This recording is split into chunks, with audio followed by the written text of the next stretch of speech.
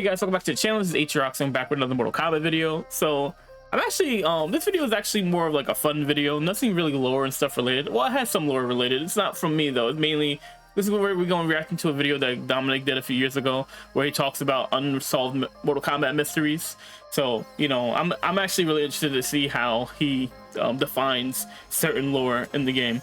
And I say that because, like, you know, one thing that I keep seeing is that people talking about the one being above the Titans, where in Mortal Kombat, in the current Mortal Kombat, the Titans should stand above the one being, since they create what's going on in the universe, and they define the destinies of everything. And that's like going off of just the power scaling, because like obviously the other gods had defeated the one being, which means that if all the other gods combined was weaker than Liu Kang's Titan, then that would go to show that Titans are vastly stronger than the one being, which, you know, it gets a little dicey there.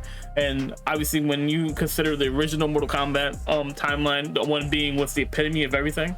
And then we even have intros where they're talking about the one being like Cetrion and Jade, and then Cetrion and Cetrion were talking about how they were the children of the one being. So I always thought, like, when I first saw that, I always thought that maybe that might have meant like something to do with Cetrion, or like maybe the father of Cetrion and Shinnok. So maybe that could have been it. But, you know, it's kind of hard to say. It's more like just speculation at this point. So we're gonna look at this video and to see what they're talking about. Again, thanks for all the subs. Like, it's crazy. 2 of our videos have hit over 2K views, which is crazy because most of the videos on the channel have been hitting like 100 views and stuff like that. So I'm actually really happy about that. But anyways, guys, we're gonna check this one out and to see like what Dominic has to say about, you know, certain mysteries in Mortal Kombat.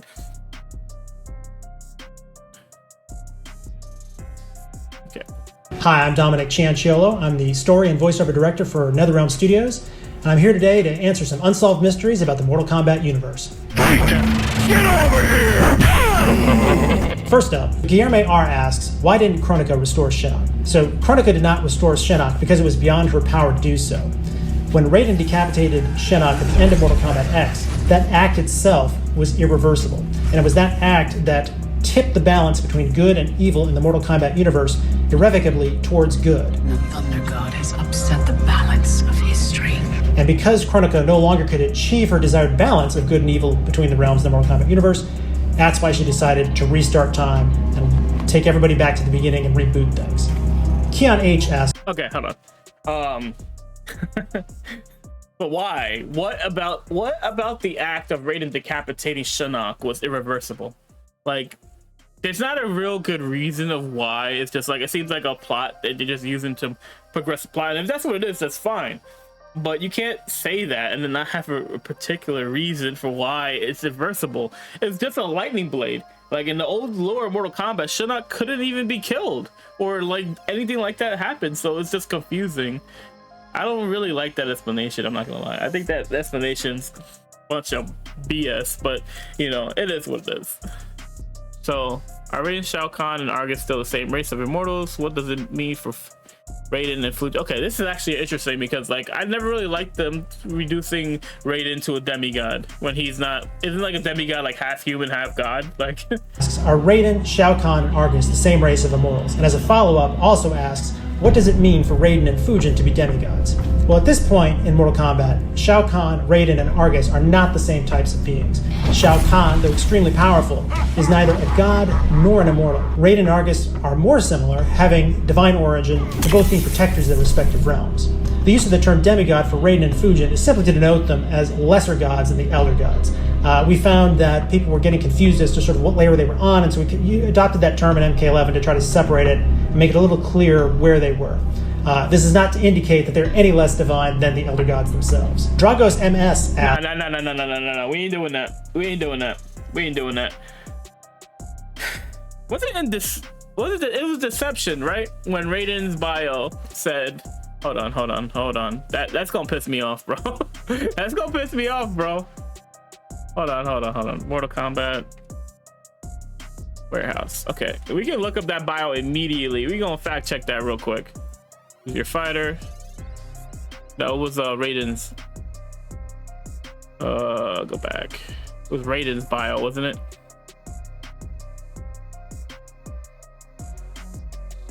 Alright, here we go. I was well aware of Onaga, the former ruler of Outworld. Shao Kahn had been his advisor until he poisoned the Dragon King and stole the Outworld for himself. But Onaga has somehow returned more powerful than ever before. His power seems to be his advisor. Wasn't he set to be like a god like Raiden? I feel like I've heard that somewhere. It was in Mortal Kombat. Been his advisor until he poisoned the Dragon King and stole Outworld for himself. Naga has somehow returned, more powerful, blah blah blah. Only by the Elder God, even the might of the Deadly Lands combined with my own. Okay, that's not really telling me anything. I wonder if Shao Kahn's deception bio would say something like that. Okay, they're not really explaining it. I could have sworn I read it somewhere that that Shao Kahn and Raiden were the same type of a being.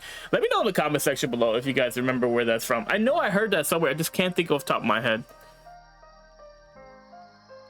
Asks, who does Natara? I think it was like somebody had said like that bio initially. He was like a being like Raiden before he, you know, usurped Onaga and became like the new emperor of Outworld. I think it was something like that. Answer to, is there a high-ranking authority among the vampires, vampire elders, and just what exactly is Natara? Alright, so Natara, we haven't seen in a while, hails from the realm of Eternus, which is where her race of vampires are from and controls. Eternus is ruled by a coven, which includes the head of the realm's most ancient 12 families, and Natara reports directly to that coven. So Tassine H asks, hey, can we talk about that, how they fucking treated Natara in Mortal Kombat 1, because they completely ruined her character in Mortal Kombat 1 in my opinion. Natara in Mortal Kombat 1 is such a like depowered, everything. They depowered everything about Natara and just stuck her in the game. Because Natara was not about following anybody. Natara did everything for herself back in Mortal Kombat Deadly Alliance. Like she plotted and then like used people to get what she wanted, and like she had confidence in herself. She never needed someone else to be a minion of someone else because she used people to get what she wanted. And I feel like this new Natara is the completely opposite of how the Natara we know from back in the day was. So like I didn't really like the reset of Natara's character in this franchise. I hope maybe one day, like, you know, in the future game, that Natara can go back to being how she was in the original timeline. But I've never really liked what you call it, the newer version, because I like the story of Natara and Ashura's, like, you know, beef with the sword of the Tusha. Like I think that they had such a great story for a great nemesis type rivalry there with that character. But in this new timeline, Ashura and Natara, like, I mean, there's something there, you can tell because of the sword, but they don't dive too deep into like why the sword bothers can hurt the vampire people as much as it does, you know, as well as like Armageddon did and Deadly Alliance did for those characters. So I really hope they go deep into that story one day, and I hope that they go into other realms, because I'm sick of Mortal Kombat just being about Outworld and Earthrealm. Like there's other realms that they could be going through. There's no point in resetting the timeline when you have like all these other realms you can just go to and have adventures through. Like it's weird, bro. But anyway, this is my little gripe with how they treated Natara's character in Mortal Kombat 1. Families, and Natara reports directly to that coven. So Tassine H asks if Shao Kahn is a god and former protector of Outworld, like in the original. Also, there's one more thing I want to show, because like this is how I thought Natara was gonna look in Mortal Kombat 1. Let me see. I think I still have the picture. If I still have the picture, I'm gonna pull it up here. I don't see it. I think I might have it in my phone. Okay, let me see if I can just pull off one of these. See if I can just pull it up. Because there was like a picture of Natara I saw like right when she was teased. Not really. She was rumors at that point, but they had a really good image of Natara. Okay, so this image here was how I thought Natara was gonna look like. Like, let's see if I can pull it up for the gaming scene. Display capture. Okay, so this is how I thought Natara was gonna look like in Mortal Kombat 1, which I'm like, bro, if they made her look like this, I would have freaking mained the hell out of Natara. But they ended up going for this shit here. instead. I get me wrong, it's not a bad design, but I hate the way her hair looks in this one. I think that's the worst part of this one. Like, that's why I like this. I like the hair when her hair is down. Like, I like that Natara. But I just like, I never really liked how they depowered Natara in this in Mortal Kombat 1. It's just something I've always had a gripe with. You know what I mean? Okay, so good. He's gonna answer this like the question I was asking earlier.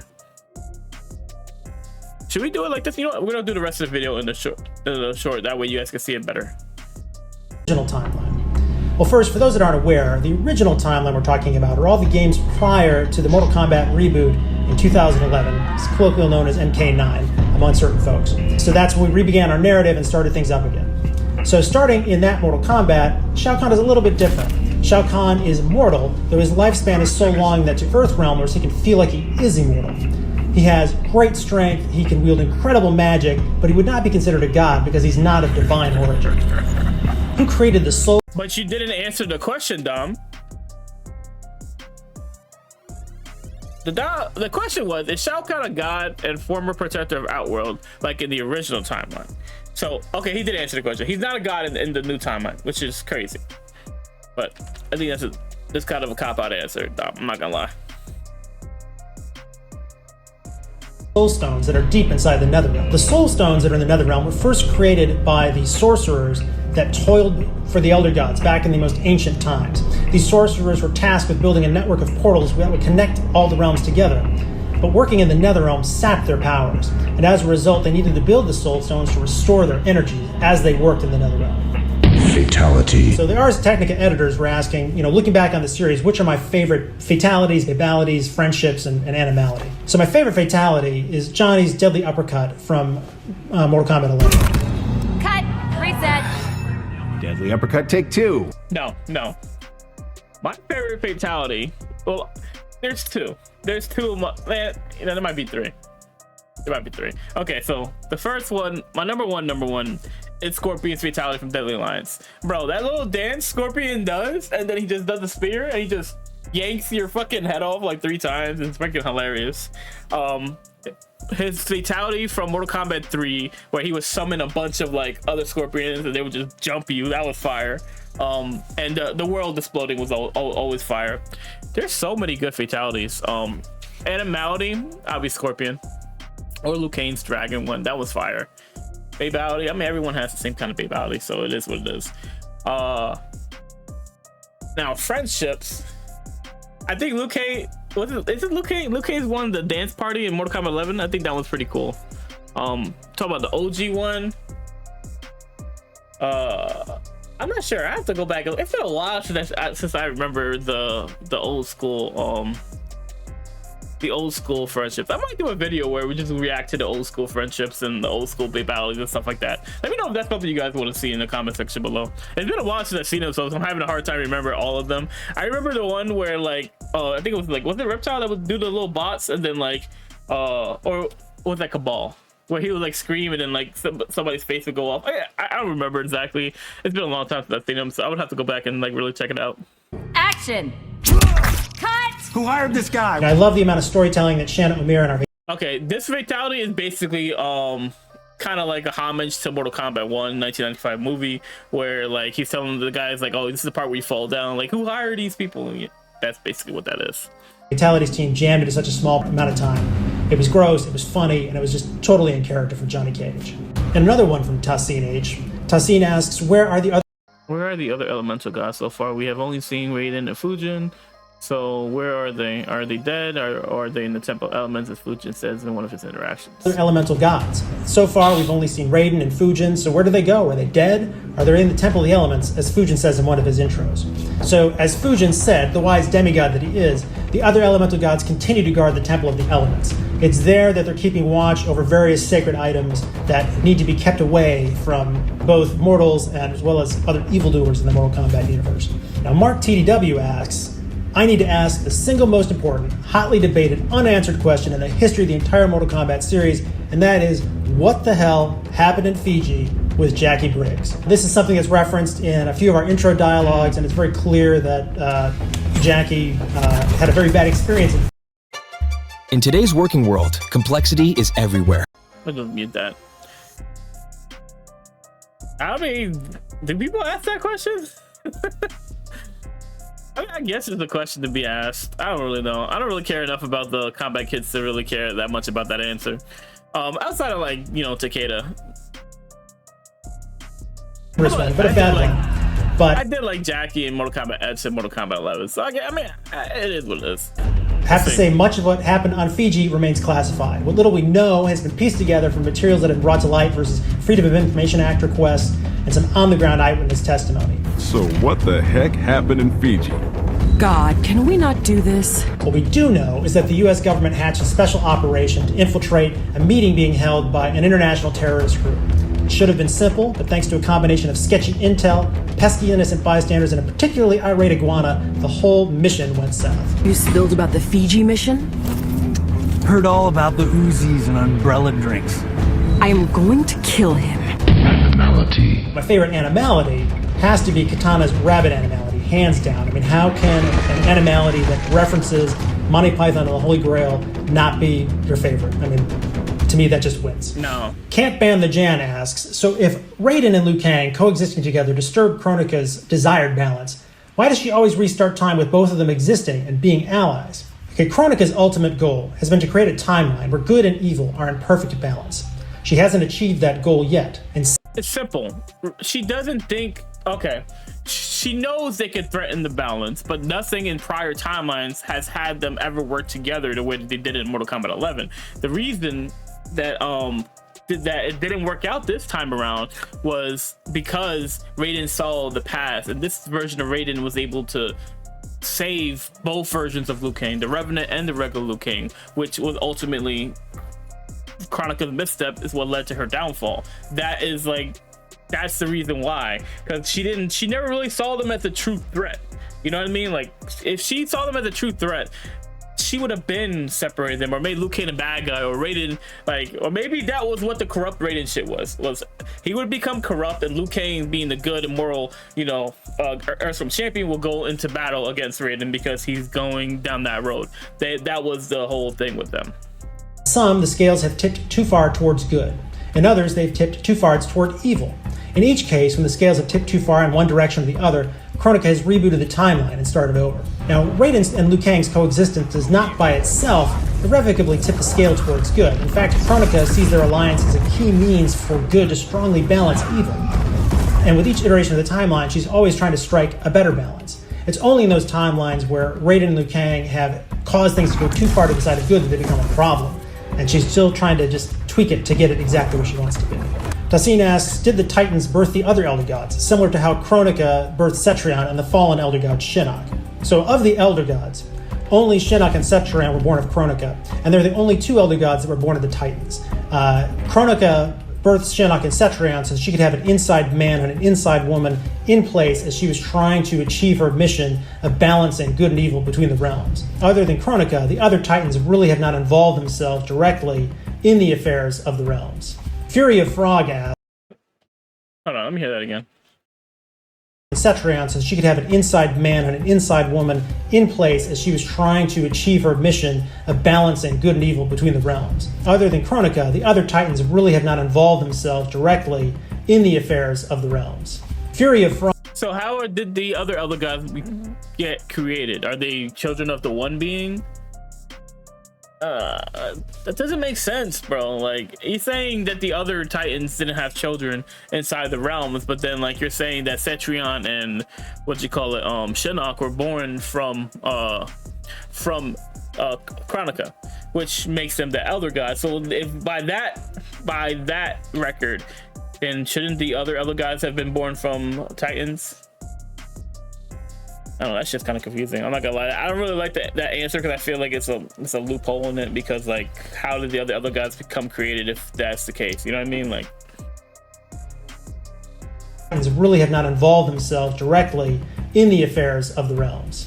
Fury of Frog asks, how many Khans have there been? The exact number of Outworld Khans, unfortunately, has been lost to the pages of history, because Outworld Khans usually force their predecessors out rather than peaceably succeed them. And therefore the tendency has been to bury the history of prior regimes rather than celebrate it. As a result, much of our knowledge of Outworld history has actually been lost. So Dragos MS also asks, how did chaos? Therefore, the tendency has been to bury the history of prior regimes rather than celebrate it. As a result, much of our knowledge of Outworld history has actually been lost. So Dragos MS also asks, how did Chaos Realm come to be?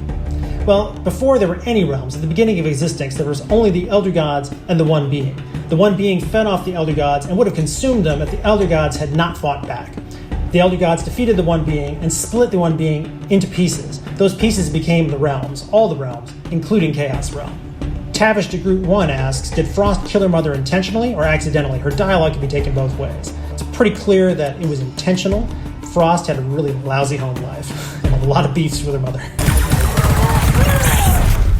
Babality. Now, my favorite babality is Kano's babality from Mortal Kombat 9. I love the fact that his facial cybernetic implant is too heavy for baby Kano, and it causes him to fall over. I mean, sort of I think Raiden's Mortal Kombat 9 babality was pretty good. watching him list to one side and then just fall over cracks me up every time. Ars Technica also asks, which MK character has the happiest home life? Well, as we established a little bit earlier, Frost certainly is. But if we're defining happiest home life as, in the traditional sense, as some place that's peaceful, pleasant, and a place of refuge, I'd have to go with Liu Kang. I mean, his life among the Shaolin is a great source of personal strength for him. But if we're defining happy home as one that simply gives the character pleasure, I'd probably have to go with Kano. I mean, he revels in the... I'm sorry, what did he say? I didn't hear that. That didn't make any sense. As, in the traditional sense, as some place that's peaceful, pleasant, and a place of refuge, I'd have to go with Liu Kang. I mean, his life among the Shaolin is a great source of personal strength for him. But if we're I mean, it's not a terrible answer, but in the rebooted Mortal Kombat 9 timeline, Liu Kang was orphaned and was trained from birth. That's the only life he knew. Is it happiness when you're being trained your entire life to become to represent the Shaolin in order to protect Earthrealm? I don't know if I would go that far. It's more of like duty, responsibility type, and being the chosen one and all that. I think it was more of that. I wouldn't classify it as it being that way. If I had to pick, it might be Cassie. It might be Cassie, or it could be Johnny Cage. He did say he had a terrible upbringing. It might be Cassie, to be honest, because even though like her mother was a workhorse, like she was there, and her dad was around and like was there to help her through all her troubles. So I would go with Cassie in my opinion. But you know, who knows? And like this was 4 years ago, but Mortal Kombat 11 already came out, so like all this stuff is already known by then. So like I would go with Cassie there. What do you guys think? Let me know in the comment section below, because like I feel like all the other characters have been like through some bullshit in their life. Sub-Zero's brother got killed, like Sonya's father was killed in action, I believe. There's so much stuff that like most of the characters have like kind of like tragic upbringings. Defining happy home as one that simply gives the character pleasure, I'd probably have to go with Kano. I mean, he revels in the crazy, debauched life that he leads. I'm doing this one for fun. It's a life that most rational, caring people would reject, but it certainly makes him happy. And another question from Fury of Frog: when regular humans die, do they go to the NetherRealm, or is that only for combatants? So the NetherRealm in the Mortal Kombat universe is the place where any creature who dies with an evil soul will go. It doesn't matter whether they're a combatant or just a regular Joe living somewhere. If you're evil, or if your soul is tainted with evil, when you die, you're going to wind up in the NetherRealm. You know, what is the origin of Toasty? This happened well before I got to the studio, but here's basically how it went down. Ed Boon and Dan Forden used to play a lot of high impact and super high impact football games they both worked on together while working on MK1. As the players break the huddle and approach the line, there's a MK, not MK1. MK. Can't call it MK1 if you called this. Well, this is before they had that. I guess they had the idea for Mortal Kombat 1, so I guess that makes sense. Oh, hold on. I'm getting a phone call, guys. Okay, I'm back. Sorry about that, guys. All right, so let's see. Football game down. Ed Boon and Dan Forden used to play a lot of high impact and super high impact football games they both worked on together while working on MK1. As the players break the huddle and approach the line, there's a brief opportunity to get in with a brag or a taunt before play starts, something along the lines of like, I'm going to bust you up, or you're toast. Well, your toast turned into I predict toast, or something like that, and somehow then it became I Predict Toasty with that operatic falsetto warble. George Petro, another game designer they were working with, commented that they should put it as some kind of silly inside joke in Mortal Kombat. Dan didn't think anybody was taking this seriously until Ed one day suggested that it'd be cool that if on 1% of all uppercuts, an image of Dan's face would slide out onto the screen and say Toasty. Dan agreed, and the rest is history. Friendship. My favorite friendships, I really wanted to split this up between old school and new school because things have changed so much in terms of how we can present them and the amount of things we can just dump into the friendships that go around in Mortal Kombat 11. Well, the old school friendships, my favorite has to be Cabal and his marshmallow toasting. I'm a big fan of toasting marshmallows, and the huge one that he cooks on his hook sword looks like I could spend an entire evening gnawing on the darn thing. Perfection. It's just awesome. In Mortal Kombat 11, my favorite friendship has to be Raiden's. It was a great way to update the original friendship with Kid Thunder and also pay tribute to that awesome light balance performance that we've seen a lot of on the internet. I mean, that was just fantastic that they could pull that off.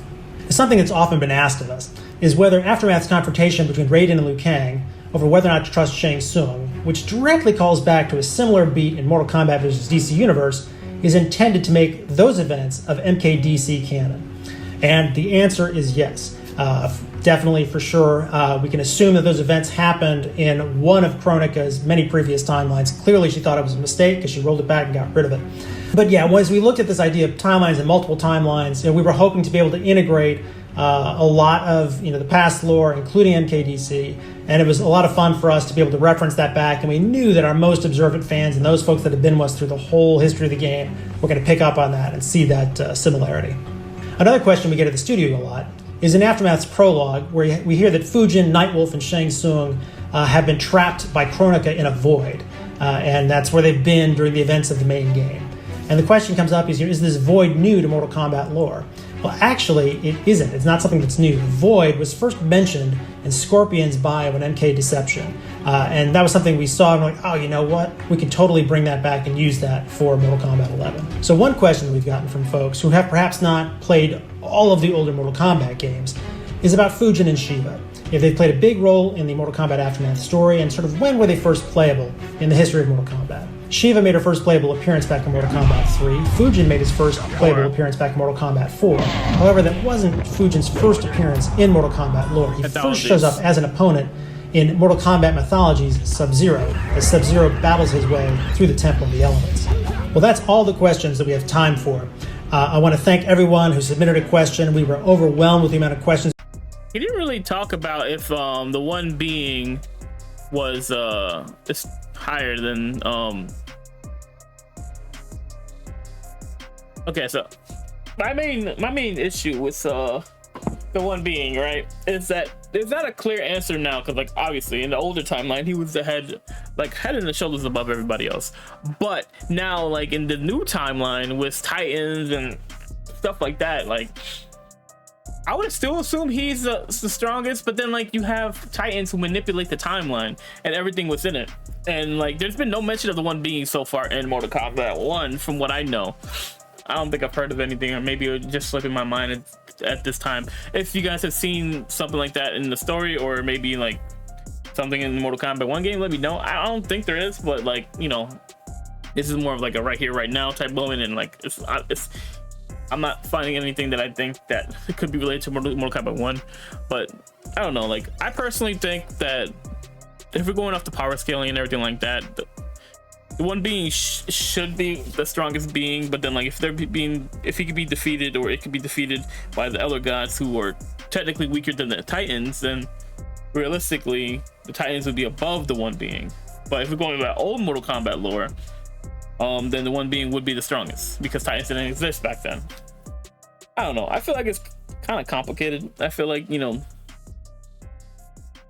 have to go with the new lore because of the way Mortal Kombat's going. Like, because like this is a new definition of like the one being. Like, this one being is weaker, could be weaker than what like we know. Because like, I don't know, bro. It's kind of a hard thing to kind of like decide, because like I feel like it should be the point where the one being is the strongest, but at the same time, if the Titans shape the universe and shape their timeline, it would be the Titans.